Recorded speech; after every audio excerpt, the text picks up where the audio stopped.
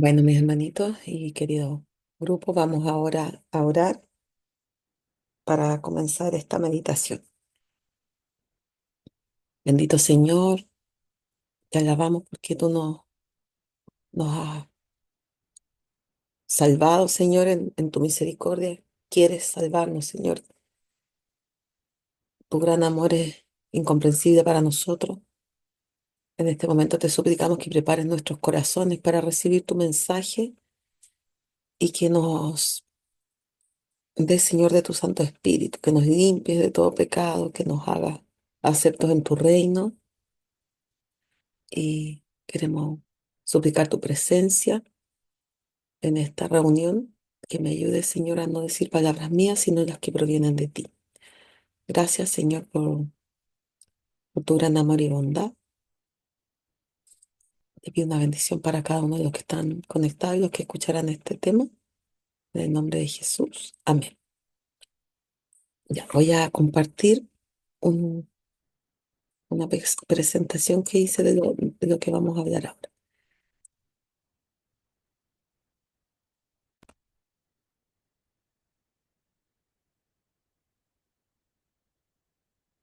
Hay un pequeño librito que, o sea, más o menos pequeño, porque tiene ciento y tantas páginas, de, de los hermanos Wagner y Jones, eh, que tuve la bendición de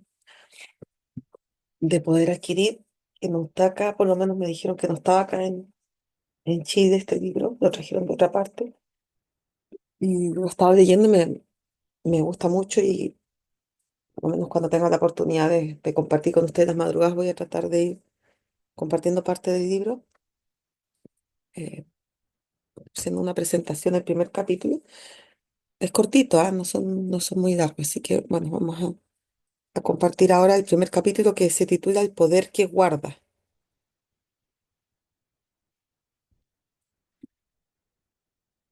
Dice, el poder que guarda. El poder que te salva es el poder capaz de guardarte. Cuando crees, eres guardado por el poder de Dios mediante la fe para alcanzar salvación. Muchas veces nosotros nos preguntamos, o nos complica, ¿cierto?, el no tener suficiente poder frente a las tentaciones, frente a las situaciones de la vida. Nos sentimos débiles, pero es un poder que Dios lo puede dar, y que es el mismo poder que nos salva. ¿Ya? Si es capaz de salvarnos el poder de Dios, también es capaz de guardarnos. Eso nos alcanza por la fe. La primera de Pedro 5 dice que sois guardados por el poder de Dios mediante la fe para salvación, que está lista para ser manifestada en el tiempo postrero. Y si nos vamos a primera de Juan 5:18, que no lo puse aquí en la presentación, pero lo voy a leer, dice, sabemos que cualquiera que es nacido de Dios no peca, porque el que es engendrado de Dios se guarda a sí mismo y el maligno no le toca. O sea que para poder ser guardado hay que ser engendrado de Dios y recibir ese poder de la fe que guarda del pecado. No es que nosotros nos guardemos, Dios nos guarda. Dios guarda a esta persona, dice. El maligno no le toca.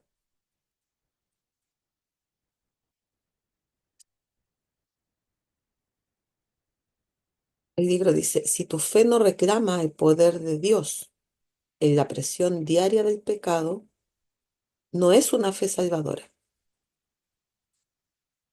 Cada vez que caes en pecado, es porque en ese momento tu fe se ha soltado del Señor y no estás creyendo en Él.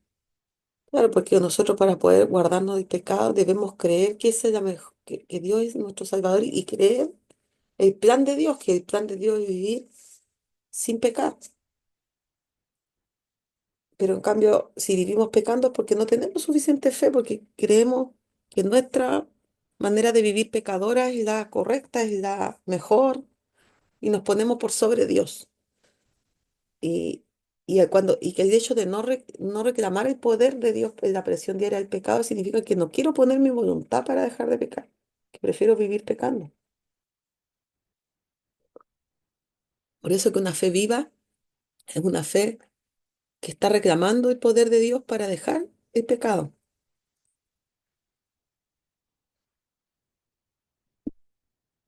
Porque todo aquel que cree que Jesús es el Cristo es nacido de Dios. Así dice la palabra, ¿cierto? Y ser nacido de Dios por la fe no es algo que se hace una vez y para siempre. No es que nací y me entregué al Señor, ¿cierto? Y ya estoy listo, sino que es un proceso continuo. Mientras sigas creyendo, continuará este proceso.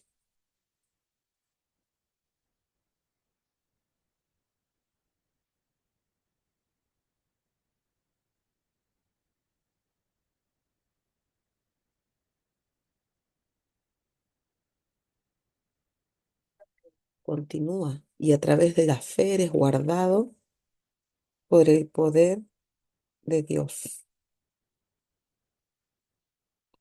Sabemos que todo aquel que ha nacido de Dios no practica el pecado, dice la Biblia, ¿cierto?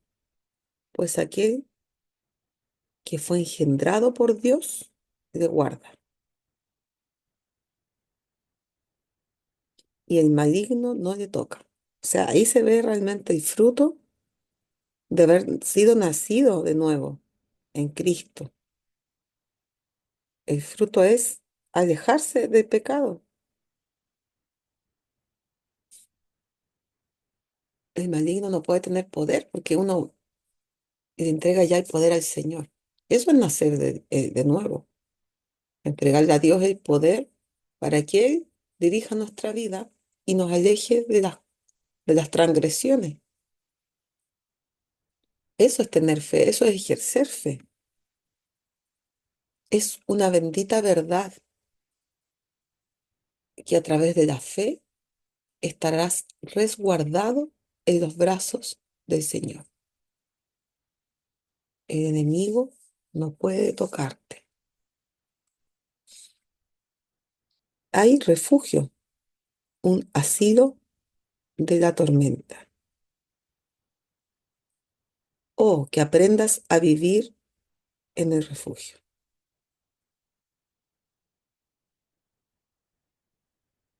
porque conoces por amarga experiencia que no tienes el poder de mantenerte ni siquiera por un momento.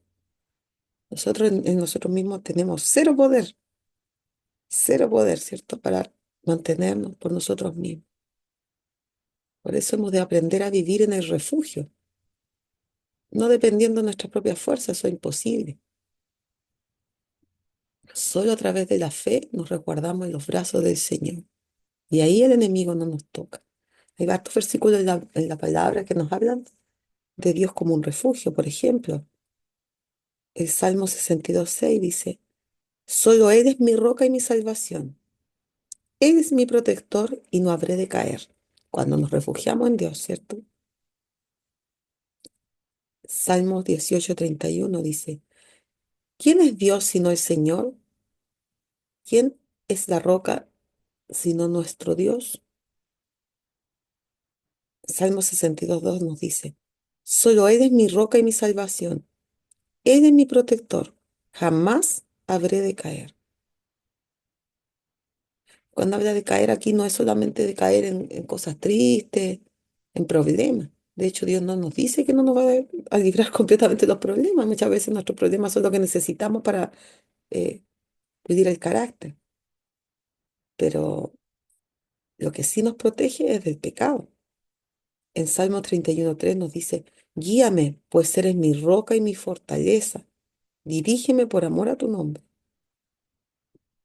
En 2 Samuel 22:32 nos dice, pues ¿quién es Dios sino el Señor? ¿Quién es la roca sino nuestro Dios? En Salmo 62:7 dice, Dios es mi salvación y mi gloria. Es la roca que me fortalece. Mi refugio está en Dios.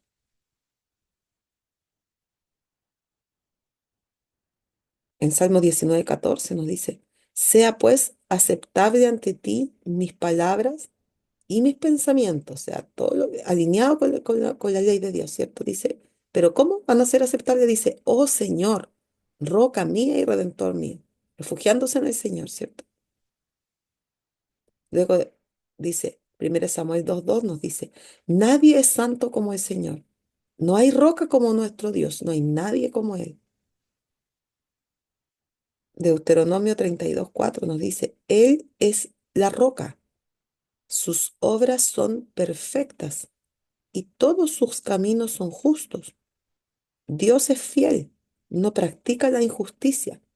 Él es recto y justo. Reconoce que los únicos caminos perfectos son seguir el camino del Señor y refugiarse en esta roca. Y también en Mateo 7:24 dice que el que oye las palabras del Señor, ¿cierto? Y las pone en práctica, es como un hombre prudente, ¿cierto? ¿Y cuál es el hombre prudente? El que construye su casa, el que construyó su casa sobre la roca. Mateo 7:24.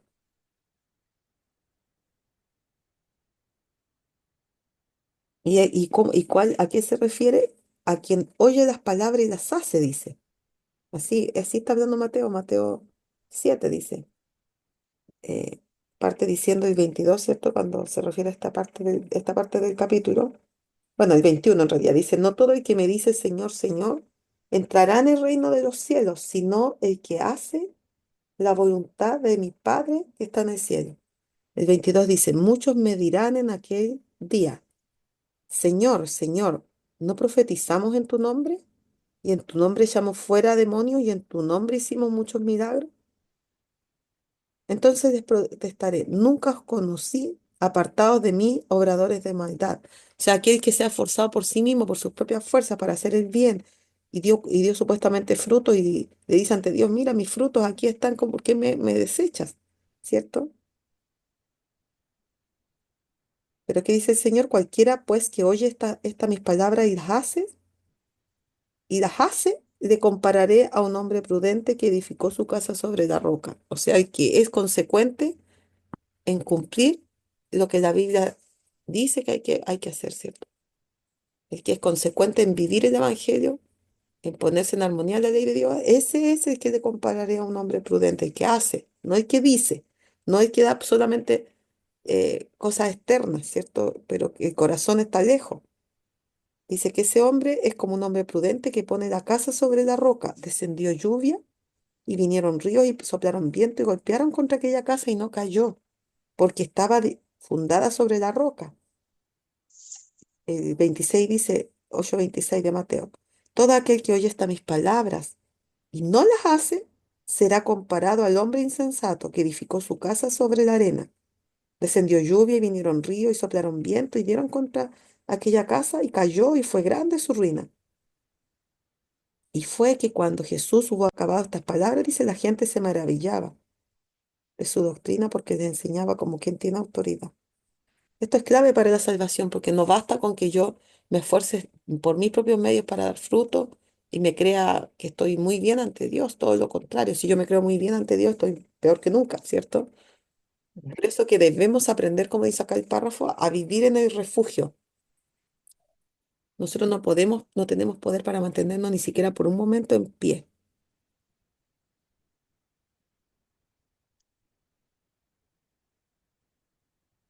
En Salmo 18:1 y 2 dice, ¿cuánto te amo, Señor? Fuerza mía, el Señor es mi roca, mi amparo, mi libertador, es mi Dios, el peñasco en que me refugio, es mi escudo, el poder que me salva, mi más alto escondite. Dios nos ayude a poder refugiarnos en esta roca. estar en una dependencia permanente por fe. La fe viva es aquella que depende de Dios. Si yo no dependo de Dios y que me creo en mis propias fuerzas, eso no es fe viva. No nos resguarda del enemigo, porque ¿quién tiene poder? No tenemos poder ni siquiera un momento. Dice, incluso en este mundo de pecado y maldad, a través de la fe, puedes mantenerte alejado de la iniquidad que te rodea.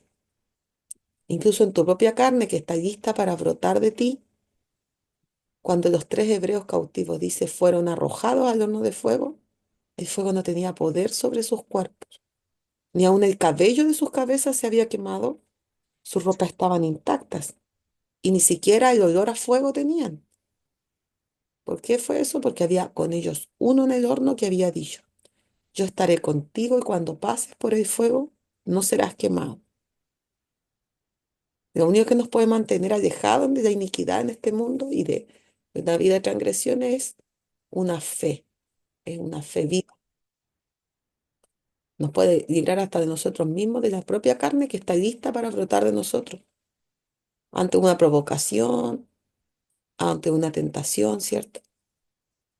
Y nos va borrando esas conexiones cerebrales hacia el pecado, porque a medida que uno transgrede va construyendo conexiones cerebrales que te llevan al pecado. Pero cuando el Señor nos libera porque por fe nos mantenemos en dependencia de Dios, nos va borrando esa conexión hacia el pecado, nos va librando y nos hace nuevas criaturas. Es una esperanza muy grande porque es capaz de librarnos de las peores transgresiones, ¿cierto? Pero no librarnos, no perdonarnos solamente y que sigamos en la misma, sino que librarnos, alejarnos de eso, cambiarnos, hacer un cambio en nuestra vida, un poder transformador. Él es el que se compromete a mantenerte en medio del fuego consumidor del pecado. El pecado es un fuego consumidor, ¿cierto? Dice que no puedes soportarlo solo, el pecado. Siempre caes y los dardos ardientes te golpean en el alma. Sin embargo, esta oración de David dice, puede ser tuya continuamente, podemos hacerla nuestra, dice. Crea en mí, oh Dios, un corazón limpio y renueva un espíritu recto dentro de mí. Esa oración, esa solicitud de que Dios nos corrija el corazón, nos limpie el corazón, renueve una rectitud en nosotros, puede ser nuestra. Gracias a Dios cuando tu fe no se ha mantenido presta y el enemigo te ha encontrado y tentado, todavía queda una promesa que sigue el mandato. No peques más. Si alguno hubiera pecado, abogado tenemos para con el Padre a Jesucristo el justo. Esa es la invitación. No peques más. Tómate de esa roca. Busca a tu abogado, ¿cierto? Invoca el nombre de Jesús y toma por fe la vida sin pecado del Señor para que se vaya por nosotros. Ese llamado que el Señor nos dice, crea en mí, oh Dios, un corazón limpio y renueva un espíritu recto dentro de mí. ¿Cierto? Salmo 51. El poder que guarda, Él te libera del enemigo y te hace libre nuevamente. ¿Quién no quiere vivir en libertad o queremos vivir en la esclavitud del pecado? Él te libra para que puedas sostenerle tenazmente a Él con una fe más firme. En la amargura del pecado se te demuestra tu propia debilidad y falta de valor. Y en la dulzura de su perdón se te enseña su poder para salvar. Me encantó esta parte del párrafo que dice que cuando nosotros pecamos, ¿cierto? Es una amargura, es la amargura del pecado que vemos, nuestra propia debilidad, nuestra falta de valor, nuestra falta de fe. Sin embargo, de la dulzura del perdón de Cristo, del Señor, aprendemos el poder que Él tiene para salvarnos. Nos libera del enemigo, nos hace libre nuevamente y nos fortalece la fe. Qué maravilloso, ¿cierto? Qué esperanza más grande, qué amor más grande de nuestro Señor. Ay, me quedó muy mal este versículo, perdón. Era de otra manera, ahora lo voy a arreglar. Aquí está, quería terminar con este versículo. Cuando cruces las aguas, yo estaré contigo, dice el Señor, ¿cierto? Cuando cruces los ríos, no te cubrirán sus aguas. Cuando camines por el fuego, no te quemarás ni te abrazarán las llamas. ¿Cómo es posible esto? Solo por fe, solo por una fe genuina. Que los peligros no nos toquen y que el poder destructor del pecado no nos domine, sino que tengamos el poder de la salvación por la fe en Jesús. Me parece un mensaje espectacularmente maravilloso este que el Señor nos da esta mañana, que podamos entender que el poder se encuentra en Cristo, en la fe verdadera. Voy a invitarles para que oremos y si que después quiere alguien comentar, podemos comentar lo que sé de ello.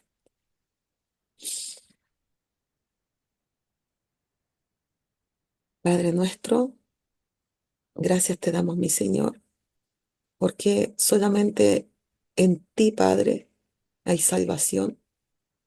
Solamente por la fe en Jesús podemos tener un poder para vencer el mal y para ser libres, Señor, de la esclavitud del pecado, para gozarnos en ti y para crecer en ti, Señor. Te suplicamos que nos ayude en nuestra pequeña fe, Señor, débil fe, a asirnos de ti, Señor, y hagas una obra transformadora en nuestro ser, que nos haga aptos para tu reino, Señor, que nos haga prudentes, Señor, que nos aferremos a la roca fiel, que no seamos de los que dicen una cosa y hacen otra, Señor, inconsecuente. Porque tú dices que aquel que hace la palabra tuya, tú le compararás al hombre prudente que se aferró a la roca, Señor. Te suplicamos que podamos ser esas personas prudentes que nos aferremos a la roca y que salgamos de la condición de pecado, de transgresión, de debilidad, Señor, de falta de fe. Que tú en tu poder nos guardes, Señor, nos guardes del pecado, de la maldad y nos hagas fuertes en ti, Señor. No podemos permanecer por nosotros mismos ni un momento, Señor. Necesitamos en todo momento tomarnos de ti. Ayúdanos a entender, Señor, que nosotros nada somos y que en ti todo lo podemos en ti que nos fortalece, Señor, en Cristo. Bendice nuestras vidas, ayúdanos a ser canales de bendición para otros. Envístenos de tu carácter, Señor, y saca este carácter feo que tenemos, Señor, que no te honra, que se envanece, Señor, que se puede creer sabio en su propia opinión. Quítanos esas características, Señor, del enemigo en nosotros y haz tu obra, Señor. Te suplicamos que tu espíritu sea derramado en nuestros corazones y que nos ayudes a entender, Señor, tu mensaje verdadero y a vivirlo. Bendición te ruego para cada uno de mis amigos y hermanos conectados y que tú que conoces cada situación, cada lucha que cada uno lleva, Señor, seas obrando triunfo en cada vida. Dependencia absoluta de ti. Te lo suplicamos en el nombre de Jesús. Amén.